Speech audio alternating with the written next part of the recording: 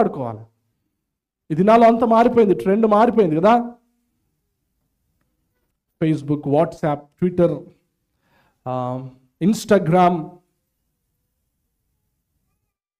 పరిచయం లేని వ్యక్తులతో కూడా మాటలు కలుస్తున్నాయి. ఊర్లు దాటుతున్నాయి, ఆ పరిచయాలు దాటుతున్నాయి, దేశాలే దాటుతున్నాయి. ఓ దేశం నుంచి ఓ దేశానికి వెళ్ళిపోతున్నారు. చాలాసార్లు నష్టపోయేది ఎవరు తెలుసా? అందులో స్త్రీలే. ఏం పోగొట్టుకుంటున్నారు తెలుసా? క్యారెక్టర్, వ్యక్తిత్వం.